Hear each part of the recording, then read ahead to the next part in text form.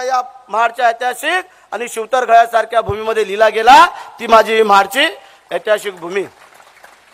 मग सांगितलं क्रांतिश्री नानासाहेब पुरोहित, आमचे शिडी देशमुख, सिंह परांजपे, असे एक ना अनेक रत्न, मोहनजी धार्यासाहेब, त्यांचे आता सुपुत्र आलेले आहेत, काम करतात वडिलांच्या पावलावर पाऊल टाकून. अशी महान व्यक्ती आलेल्या आहेत आणि आज आम्ही भाग्यवंत आहोत की व्यासपीठावर असलेले आपले आप्पासाहेब असतील, सचिन सोरे असतील, राहुलदादा असतील, मंदू मगे कर्णिक असतील, आमची सगळी मान्यवर मंडळी यांचं दर्शन झालं. आम्ही भाग्यवंत आहोत. पुढचं 2014 तुम्हाला माझ्या शुभेच्छा. जय हिंद, जय महाराष्ट्र, जय सद्गुरू. आप्पासाहेब, तुमचा केवळ इथे हा स्नेह आहे काही क्षणांचा, तर महाराष्ट्रातले हे सगळे आजी माजी आमदार प्राध्यापकांसारखे बोलत आहेत. मग खरंच कमाल आहे आप्पासाहेब. म्हणून तुमची अमृतवाणी ऐकायला समोर 50,000 लोक उन्हातानात आठाटात बसलेत. म्हणजे हे संमेलन नाही, हे साहित्य संमेलन खरं आत्ता समारोपाचं संमेलन सुरू झालंय. अनेक ग्रंथ वाचून देखील बोलताय आणि अशी सगळी मंडळी या ठिकाणी बोलत आहेत. या ठिकाणी मी पुन्हा विनंती करतो दुसऱ्या प्राध्यापकांना, रोखठोक भाई जगताप या.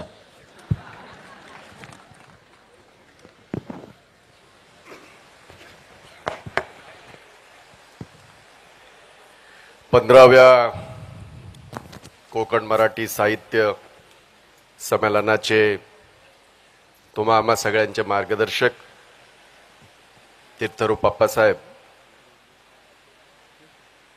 साहित्याचा महामेरू पद्मश्री मधुभाई,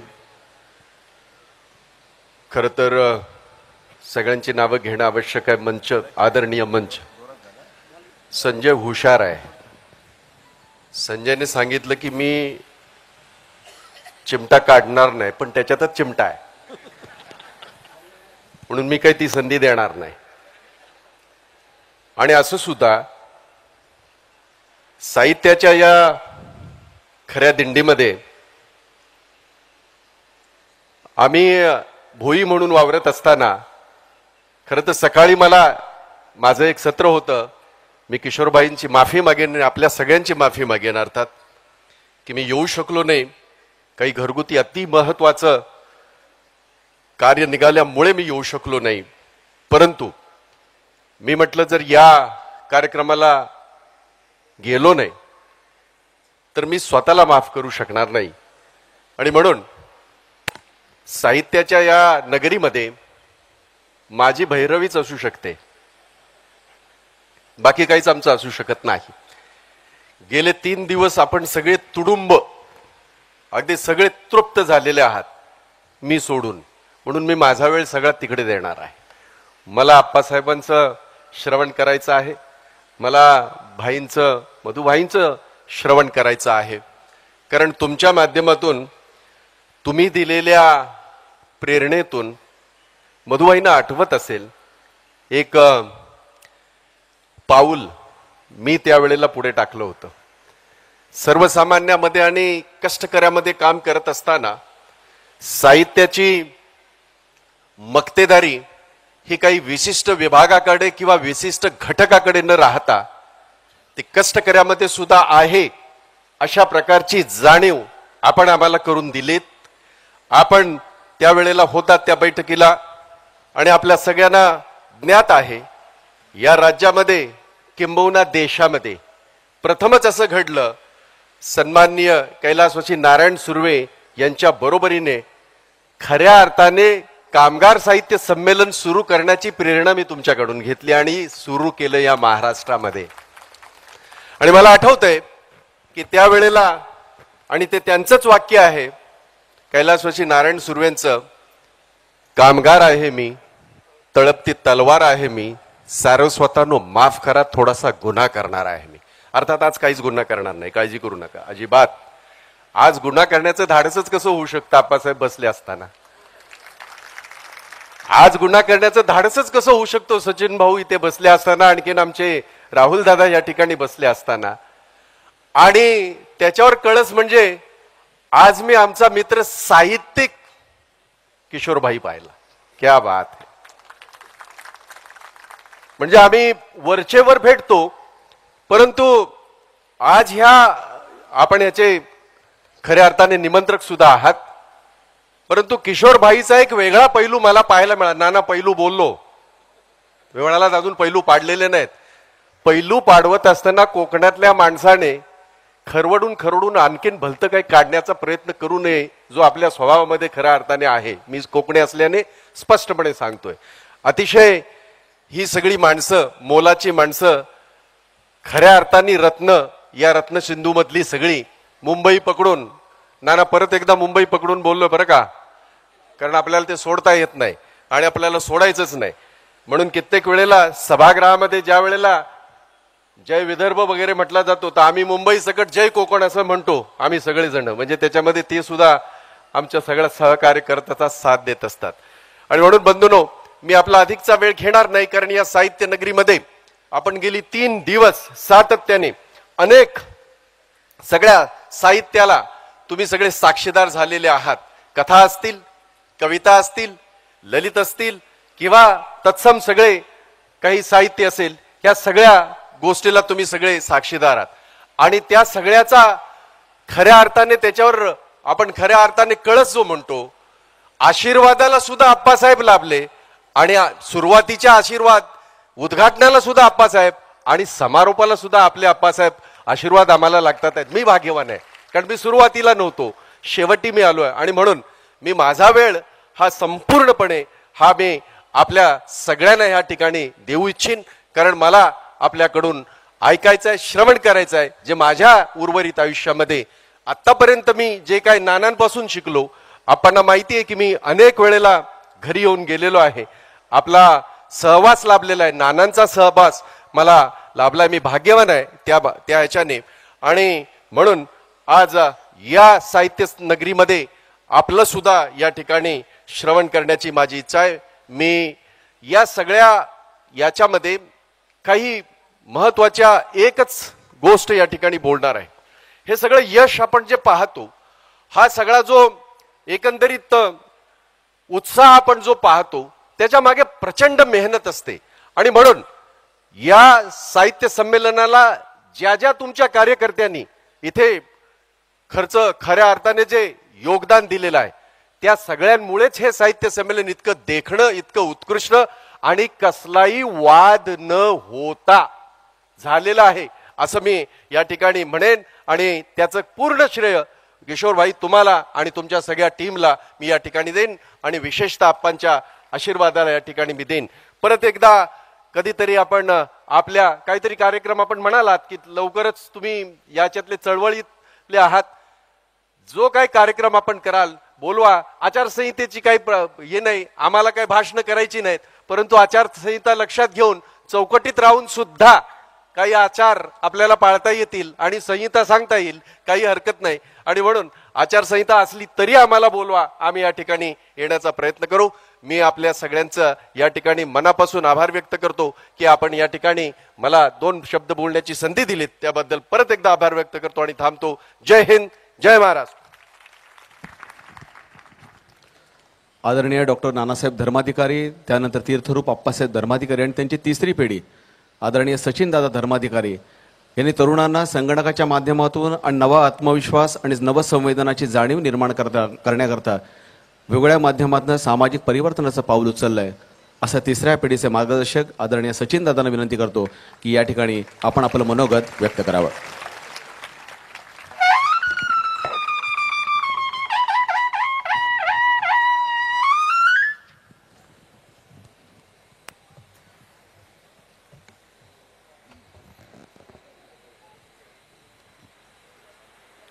संमेलनाचे कोकण मराठी साहित्य परिषदेचे संमेलनाचे अध्यक्ष माननीय श्री अशोक नायगावकर यांना सप्रेम नमस्कार. माननीय पद्मश्री मधु मंगेश कर्णिक संस्थापक विश्वस्त ह्यांनाही सप्रेम नमस्कार. अप्पासाहेब ह्यांनाही सप्रेम नमस्कार. डॉक्टर महेश केळुसकर अध्यक्ष,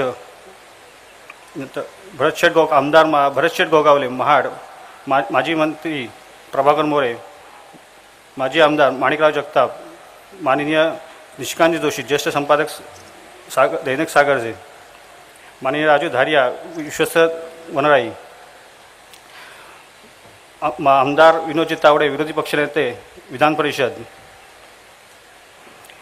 सुधीर शेठ, भाई जगताप आणि व्यासपीठावर उपस्थित मान्यवर व पत्रकार बंधू, सप्रेम नमस्कार.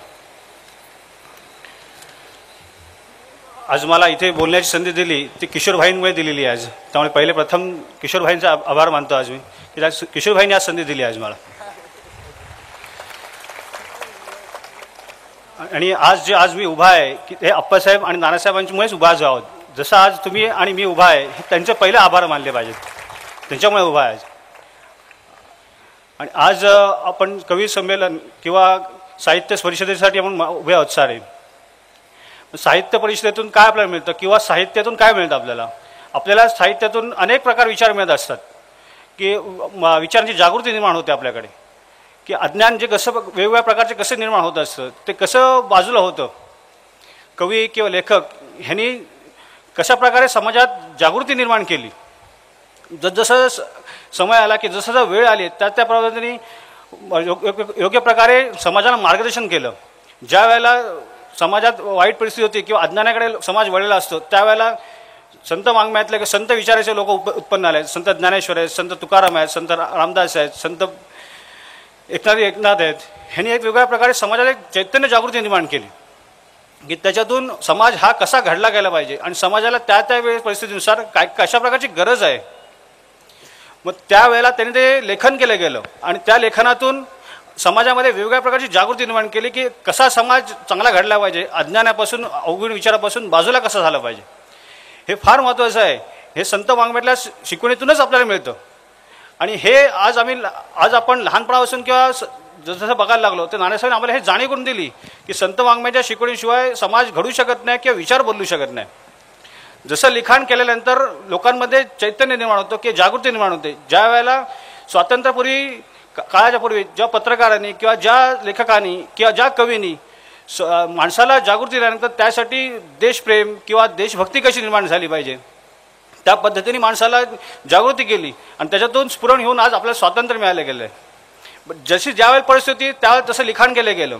मग आज समाजात लिखाणाची कशाची आवश्यकता आहे की त्याच्यातून तरुणांना किंवा प्रत्येक समाजातल्या नागरिकाला माणसाला कसं घडलं गेलं पाहिजे, कसं विचार दिले गेले पाहिजेत ह्या पद्धतीने झालं पाहिजे. ज्याचे वय आहे नितन त्याने करावे जपून, म्हणजे जपून लिखाण करता आलं पाहिजे. जी सुरुवात आहे त्यांनी कसं लिखाण केलं पाहिजे हे समर्थांनी सुंदर प्रकारे लिखाण केलेलं आहे. या लिखाणातून आपल्याला कसं असलं पाहिजे, मध्ये कसं सुरुवात कशी लिहायला पाहिजे, नंतर मग चमचमीत मध्ये कसं लिहायला पाहिजे, हे फार सुंदर लेखनाची क्रिया आहे ना. त्यात सुंदर लिखाण केलेलं आहे. त्यासाठी एक समर्थ रामदासांनी एक समासच लिहिलेला आहे लेखन क्रिया. त्या लेखन क्रियेत सुंदर अशी उदाहरणं दिलेली आहेत की लेखन कसं असलं पाहिजे, लेखनातून कसे उपाय होतात, त्या लेखनातून काय काय झालं पाहिजे.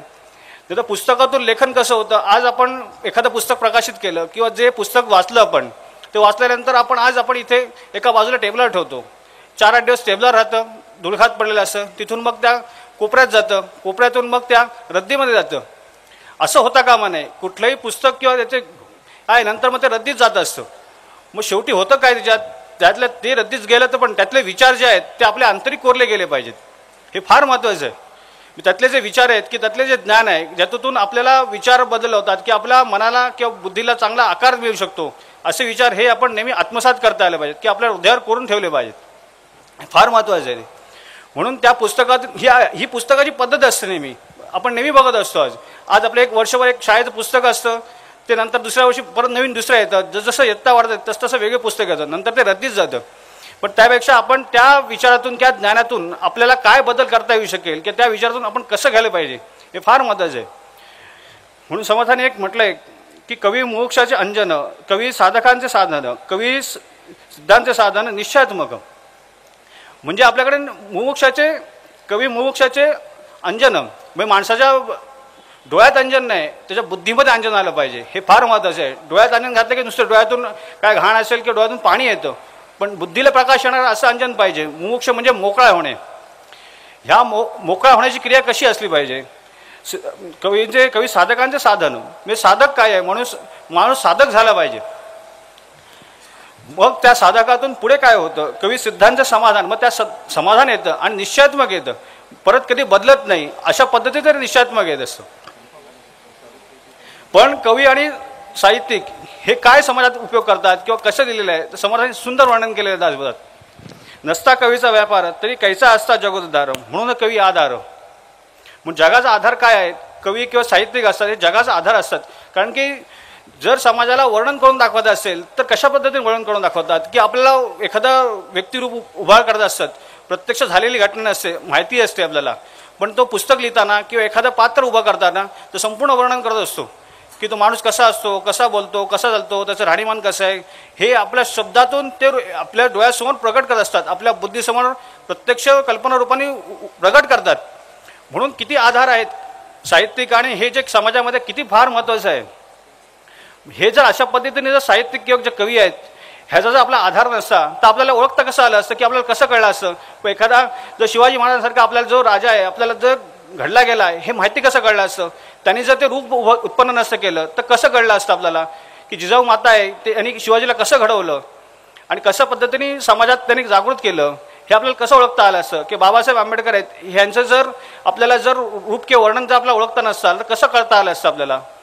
आज स्वामी विवेकानंद जयंती आहे की हे जर यांचं जर रूप किंवा त्यांचे विचार पुस्तक रूपाने किंवा त्या शब्दरूपाने जर आपल्याला कळलं नसते तर आपल्याला ओळखता कसं आलं असतं की त्यांचे काय गुण आहेत, त्या गुणातून आपल्याला काय आत्मसात करता येऊ शकतं, हे कसं घेता आलं असतं आपल्याला. म्हणून कवी हा आधार कसा आहे, समाजाचा व्यापार कसा चालतो, म्हणजे शब्दरूपाने देवाणघेवाण करण्याचं काम कोणाचं आहे, हे कवी आणि लेखकांचं काम आहे, साहित्यिकांचं काम आहे. म्हणून आज आपल्याला त्यांचा आभार नक्कीच मानले पाहिजेत की त्यांनी जर नसतं लिहिलं गेलं तर आपल्याला कसं मिळालं असतं. नाही विद्या ज्ञातृत काही, कवीश्वरण तो नाही, कवीपासून सर्वी सर्वज्ञता. म्हणजे कवी हा सर्वज्ञ कसा आहे की लेखक हा सर्वज्ञ कसा असू शकतो. जर लिखाण केलेलं नसतं गेलं तर लिखाणातून काय मिळतं, पण लिखाण असं असलं पाहिजे की पुस्तक रूपात किंवा शब्दरूपात राहता कामा नये, ते मनावर बिंबलं पाहिजे की ते प्रत्यक्ष हृदयात कोरले गेलं पाहिजे. हे फार महत्त्वाचं आहे. म्हणून समाजात समाज प्रबोधन हे फार मोठं माध्यम आहे. आज पत्रकार सुद्धा आज ह्या पद्धतीने एखादा जर कुठला अवगुण असेल किंवा अविचार असेल तर ते पद्धतीने त्या पद्धतीने मांडतात की लोकांमध्ये एक प्रकारे जागृती निर्माण करतात. मग त्यातून आपण वर्तमानपत्र वाचतो, त्या वर्तमानपत्रात वेगवेगळे लेख असतात, आपल्याला रोज नवीन नवीन काही तर शिकायला मिळतं, काही नवीन आरोग्याबाबत किंवा जे अन्यायावर चीड येणारं असं काहीतरी नेहमी लिहिलं जातं. म्हणजे आपल्याला काय दिलं जातं. आणि एखादा जर आपल्याला जर अग्रलेख लिहायचा असेल तर काय करायला लागतं, त्यात काची सगळी बाराखडी असते, का, कोणी, कुठे, कशासाठी, कोणासाठी, कोणी, हे असे हे सध्या सगळ्या पद्धतीने अग्रलेख लिहित असतात. म्हणजे हे सगळे कावरून जे प्रश्न निर्माण होणार असतात ह्या पद्धतीने लिहित असतात की ह्याच्यावरून हे का झालं, कोणासाठी झाली, कशी घटना घडली, कोणी केली, कोणी ठरवून केली, हे अशा पद्धतीने लिहित असतात. कुठे झाली हे जे लिहिले असतात हे कावरून सुरुवात असते, अग्रलेख कसा लिहावा किंवा कशा पद्धतीने लिहावा हे आपल्याला वाचायला मिळतं. ह्याच्यातून आपल्याला एक चांगलं ज्ञान मिळत असतं. म्हणजे हा सुद्धा एक लिखाणाचा प्रकार आहे. त्यात ह्या लिखाणाच्या प्रकारातून आपल्याला खूप काही मिळत असतं. मग ह्या प्रकारातून आपण कसं घेतलं पाहिजे, आपण कसं आत्मसात केलं पाहिजे हे फार महत्त्वाचं आहे. म्हणून जसं लिखाणाची गरज असते, जसं समाजाला गरज आहे त्या पद्धतीने समाजातले लेखक किंवा कवी किंवा जे पत्रकार आहेत हे मनुष्याला जागृती निर्माण करतात. पण त्या जागृतीतून आपण ते घेता आलं पाहिजे की ते आपल्याला आत्मसात करता आलं पाहिजे. म्हणजे आता काय, कवी कशा पद्धतीने लिहितात, माधुर्य लिहितात, युक्ती लिहितात, रसिक लिहितात, शृंगारिक लिहितात, वीर लिहितात, हास्य लिहितात, क्रौण लिहितात, प्रास्ताविक लिहितात, कौतुक करतात, विनोद लिहितात, गोष्टी लिहितात, स्तुती लिहितात, तर्क असतो, भेद असतो, विरक्ती असते. म्हणजे ह्या पद्धतीने एवढ्या प्रकारे लिहिलं जातं. आणि ह्या पद्धतीने जर लिहिलं गेलं तर माणसाला त्या पद्धतीने विचार मिळायला जातात. तर्कशास्त्र कसं असलं पाहिजे, आपल्याला प्रस्ताविक कसं केलं पाहिजे. जसं मगाशी संजय भुसकुटेंनी सुंदरपणे प्रस्तावित करत आहेत, समाजासमोर सांगत आहेत की कसं कवी संमेलन असतं, कसं साहित्य परिषद असते, की कसं कोण भाषण करतोय, ह्याच्यातून बरोबर व्यवस्थित चिमटे काढत असतात. म्हणजे हे कशा पद्धतीने करतात हे फार महत्त्वाचं आहे. म्हणून आपल्याला कशा प्रकारे हे जे मागाशी सांगितलं माधुरी आहे, माधुरी रूपाने कसं असलं पाहिजे किंवा गोष्टी रूपातून कसं सांगितलं पाहिजे. जसं आपण शाळेत शिकत असतो तर आपल्याला शिक्षक शिकवतात कशा पद्धतीने, गोष्टी रूपातून किंवा बोध रूपातून आपल्याला सांगत असतात की आपलं आचरण कसं असलं पाहिजे, की आपण कसं वागलं पाहिजे, समाजात चांगला एक व्यक्ती कसा राहू शकता किंवा समाजात देशाचा नागरिक कसा आपण घडू शकतो हे आपल्याला व्यवस्थितरित्या आपण समजून सांगतात. म्हणजे जसं लेखन क्रिया आहे तसं ऐकणे हे फार महत्त्वाचं आहे. ह्या ऐकण्यातून माणसाचा अंतर्गत कसा बदल होतो. म्हणून समजा पहिल्या ओळीतच दिलं आहे दासोदा पहिल्या श्रोते पुस्तकी कोड ग्रंथ काय बोललेलं जे येतं श्रवण केल्याने प्राप्त काय आहे. मग कोणता ग्रंथ आहे ग्रंथामध्ये असं बोलतं गुरु शिष्यांचा संवाद येथ बोलला विषद भक्ती मार्ग. म्हणजे जर माणसामध्ये बदल करायचा असेल तर श्रवण ही फार महत्त्वाची घटना आहे. जर श्रवण जर झालं नसेल तर आपल्याला कळणार कसं काय. आपण जन्माला ज्यावेळेला येतो तर पहिलं काय येतं आपल्याला ऐकू येतं. ऐकण्यावर सगळ्या घडत असतो. आपण बोलायला कधी शिकलो 2 वर्षांनी 2.5 वर्षांनी 3 वर्षापर्यंत. पण पहिलं काय आपल्या अंतरी गेलं पहिलं ऐकलं आपण ऐकत गेलो आपण आपल्या मनामध्ये किंवा बुद्धीमध्ये त्याचा ऐकल्यानंतर त्याचा परिणाम काय झाला किंवा परेमध्ये किती परिणाम झाला मग आपण बोलायला शिकलो. आपण डायरेक्ट बोलायला शिकलो नाही पहिलं आपण ऐकलं. म्हणून ऐकण्याची क्रिया फार महत्त्वाची आहे. पण ऐकणे कशा पद्धतीने असते आपण एखाद्याला सांगितलं किंवा पाणी घेऊन ये 1 ग्लास पण त्याने नुसतं ऐकलं पण त्याला कळलं नाही किंवा त्याला कळलं पण ते जर वळलं नसेल मग ती ऐकण्याची क्रिया पूर्ण झाली का. मग ती श्रवण ही क्रिया पूर्ण झाली का नव्हे. ह्या ज्या 3 पूर्ण क्रिया होतात ऐकणे कळणे आणि वळणे ह्या जेव्हा 3 क्रिया पूर्ण झाल्या तेव्हा ती क्रिया पूर्ण झाली मग त्याला श्रवण असं म्हणतात. संत वाङ्मयातून श्रवणाचं किती महत्त्व दिलं आहे की त्या श्रवणातून आपल्याला आपल्या अंतरंगात आपल्या विचारामध्ये आपल्या बौद्धिक दृष्ट्या किती होतं. जिथे शब्द कमी पडतात ज्या शब्दात तीत नाही जो शब्दाच्या पलीकडे आहे जिथे आपण शब्दरूपाने जे उभं केलेलं असतं काल्पनिक रूपाने जे आपल्या मनामध्ये किंवा बुद्धीकडे आपण जे उभं केलेलं आहे ते संपूर्ण गळून पडतं. ते कधी गळून पडतं शब्दाच्या पलीकडे असणारं शब्दात तीत नसणारं जेव्हा ते श्रवण ऐकले जातं ते शब्द ऐकले जातात ते ज्ञानरूपी शब्द ऐकले जातात त्याला श्रवण असं म्हटलं जातं. ह्या श्रवणातून आपल्याला काय प्राप्त होतं मनाकडे असणारे विचार मनाकडे असणारे अवगुणाचे विचार सद्गुणाचे विचार कसे प्राप्त होऊ शकतात आपल्याकडे सद्गुण कसे प्राप्त होतील हे फार महत्त्वाचं आहे. हे ह्या श्रवण भक्तीतून कळलं जातं. बरं भक्ती करण्याचे 9 प्रकार आहेत 9विधा प्रकारे केली तरच ती भक्ती होऊ शकते. बाकी अन्य प्रकारे कुठे केली तर भक्ती होऊ शकत नाही. म्हणजे भक्ती जी केली जाते ती शरीराला पीडा घेणारी असणे. मग एका पाय उभं राहून करणे किंवा लोळण नमस्कार करणे किंवा शरीराला पीडा देणे ही अशा प्रकारची भक्ती होते. ती पीडा नव्हे ही शरीराला पीडा देणारी आहे. मग संतांनी आपल्याला भक्ती कशा प्रकारे दाखवली किंवा परमेश्वराची ओळख कशी दाखवली किंवा देव कसा दाखवला की देवाची ओळख कशी असली पाहिजे किंवा देव कार्य कसं करतो आपल्याकडे. साधं उदाहरण असतं आपल्याकडे आपण नेहमी बघतो चहा करत असताना आपले ते साखरेचे 4 दाणे पडतात. मग ती व्यवस्था कोणाची लावली असते संध्याकाळी 4 वाजता आपण चहा करतो समजा मग 4 वाजता त्याबरोबर त्या वेळेला चहाचे 4 दाणे पडतात साखरेचे दाणे पडलेले असतात. मग ती कोणाची व्यवस्था लावली असते अरे आपण म्हणतो 4 दाणे जर टाकून देऊया आपण मग आपल्या हातातून मग त्यावेळेला त्या मुंगीची व्यवस्था कशी केलेली असते परमेश्वरांनी की आपण बरोबर 4 वाजता येणार ते चहामध्ये पाणी साखर होत असताना 4 दाणे खाली पडतात आपल्याकडून. म्हणजे ही घटना ही ठरलेली असते. मग 4 दाणे पडणार आणि ती मुंगी घेऊन जाणार. म्हणजे प्रत्येक प्राणीमात्राची व्यवस्था कशा पद्धतीने लावलेली असते हे फार महत्त्वाचं आहे. मग हे कोण करतं हे परमेश्वराशिवाय देवाशिवाय कळू शकत नाही. हे जर आपल्या बघण्याचा दृष्टिकोन जर तसा ठेवला तर नक्की आपल्याला कळू शकेल की हे कार्य करतं कोण. आपण मनुष्य म्हणून निमित्त मात्र आहोत पण आपल्याकडून काय विचार आहेत किंवा कसं वागलं पाहिजे हे प्रत्येकाच्या हातात ठेवलेलं आहे. त्याला आपण कर्म असं म्हणतो. कर्म म्हणजे करण्याची क्रिया कर्म मग समजेल कर्म म्हणजे करण्याची क्रिया. मग आपण सत्कर्मात करतो का कुकर्मात करतो हे 2 प्रकार आहेत त्याच्यात. म्हणून करून बघितलं पाहिजे. पण माणसाला कर्माबरोबर कर्तव्याची जोड अत्यंत जरुरी आहे. कर्तव्य म्हणजे काय केलेलं कधीही व्यय जात नाही किंवा फुकट जात नाही त्याला म्हणतात कर्तव्य. कर्तव्य करत राहा व्यय जात नाही त्याला म्हणतात कर्तव्य. म्हणून जीवनाला कर्माचरणाची कर्तव्याची भूमिका अत्यंत जरुरी आहे. मग क्रियाशक्ती ही फार महत्त्वाची आहे आपल्याकडे. ही जर क्रियाशक्ती नसेल तर काय उपयोगाचे आहे. जीवनात 4 क्रियाशक्ती असतात. एक क्रियाशक्ती द्रव्यशक्ती इच्छाशक्ती आणि ज्ञानशक्ती ह्याच्यावर जग चालत असतं. मग क्रियेतून काय काय घटना घडत असतात द्रव्यशक्तीतून काय काय घडत असतात ज्ञानातून काय काय घडत असतात म्हणजे अशा 4ही प्रकारे करत असतात. क्रियाशक्ती ज्ञानशक्ती द्रव्यशक्ती आणि इच्छाशक्ती. आपण इच्छाशक्तीच्या जोरावर पण आपण काय करू शकतो. म्हणून जीवनात 4 शक्ती आहेत. या 4 शक्ती फार महत्त्वाच्या आहेत. जो तो म्हणत असतो की पण ह्या 4ही शक्ती चालवणारा एक परमेश्वर असतो की देव असतो. पण आपण ज्याच्यामुळे जन्माला आलो ह्याची आपल्याला ओळख असली पाहिजे. आपल्याला याचं स्मरण असलं पाहिजे. कारण की आपण जन्माला याच्या आधी परमेश्वर आहे किंवा प्रत्येक घटने चराच्या सृष्टीतल्या प्रत्येक गोष्ट आहे. आपण आहोत तरी आहोत आपण मृत्यू पावलं तरी येणार आहोत. मग राहतं तर कोण आणि जातं तर कोण. म्हणजे आपल्याला याच्यात काय जीवनात करायचं आपल्याला कीर्ती किती महत्त्वाची असते किंवा कर्माचरण किती महत्त्वाचं असतं. आपण मेल्यानंतर कीर्ती होते पण कीर्ती कधी होते? जर कर्म आचरण उत्तम असेल तर कीर्ती होऊ शकते, नाही तर अपकीर्ती होते. म्हणजे वाईट व्यक्तीचे विचार किंवा त्याचे आचार असतात हे त्याच्या गुणावर अवलंबून असतात. त्याच्याकडे जर चांगले गुण असतील तर त्याला चांगला व्यक्ती म्हटला जातो, त्याच्याकडे वाईट गुण असतील तर वाईट म्हटलं जातं. पण ह्याच्यातून आपल्याला व्यक्ती म्हणून किंवा माणूस म्हणून कसं घडवलं गेलं आपल्याला हे फार महत्त्वाचं आहे. म्हणून आपण व्यक्ती म्हणून आपण कसं असलं पाहिजे हे फार महत्त्वाचं आहे. जर व्यक्ती नसेल तर कसं वागलं पाहिजे आपण, नाही तर माणूस म्हणून आपण कसं वागलं पाहिजे. मग मनुष्याला आकार देतो कोण किंवा आपल्याला जीवनाची जाणीव देतो कोण, मग खरा कलाकार कोण आहे किंवा खरा घडवणारा कोण आहे आपल्याला आहे. पण जर आपल्या बघण्याचा दृष्टिकोन जर व्यापक असेल किंवा जर आपली जी विजन आहे ते कशा पद्धतीचं आहे हे फार महत्त्वाचं आहे. आपण जर एका विचारात अडकलो तर आपण एका विचारातच पुढे जात असतो.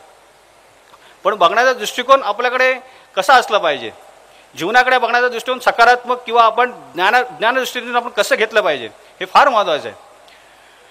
आपल्याला जीवनात काय महत्त्वाचं आहे, आपल्या जीवनात काय साध्य करायचं, आपल्या जीवनात काय ध्येय आहे हे महत्त्वाचं आहे. आपल्याकडे आपण बुद्धी, आपली शारीरिक शक्ती आणि वेळ या तिघांचा जेव्हा संमेळ होतो तेव्हा ते कार्य घडलं जातं.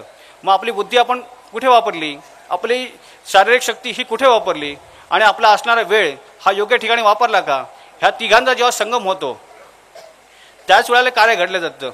म्हणून समर्थांनी म्हटलं युक्ती, बुद्धी आणि शहाणपण हे फार महत्त्वाचं आहे. युक्ती कुठे केली गेली, बुद्धी कुठे वापरली गेली आणि शहाणपण कुठे वापरलं, आपण कुठे बोललं पाहिजे, काय बोललं पाहिजे, कुठे थांबलं पाहिजे हे आपल्याला शिकवलं कसं, हे कसं ज्ञानातून मिळत असतं. समोरच्या व्यक्तीकडे प्रत्येक व्यक्तीकडे काय ना काहीतरी गुण असतात, ते आपल्याला कसं आत्मसात करता येऊ शकेल. आपण नेहमी एक कथा ऐकत असतो, महाभारतातली कथा एक, की दुर्योधन आणि युधिष्ठिर या दोघांना जेव्हा बघायला सांगितलं की जा समाजात फिरून या, मग आपण काय घेतलं याच्यातून. दोघांना जेव्हा फिरून आल्यानंतर बघितलं तर दुर्योधनाला विचारलं तू काय घेतलंस. तो आला मी फिरत गेलो, मला एक व्यक्ती दिसला की त्याच्याकडे ताकदच नाही, मी माझ्या शौर्यातून किंवा पराक्रमातून मी युद्ध जिंकू शकतो, त्याच्याकडे तशी काहीच ताकद नाही. सुतार दिसला, तो घडवताना दिसला. लोहार दिसला, तो लोहार काम करत आहे, त्याच्याकडे फक्त ताकद आहे पण त्याच्याकडे बुद्धी नाही, चातुर्य नाही की राज्यकारभार कसा करायचा असतो किंवा त्याच्याकडे युद्ध कौशल्य नाही आहे. असं सगळ्या प्रकारे फिरत गेलेला आहे.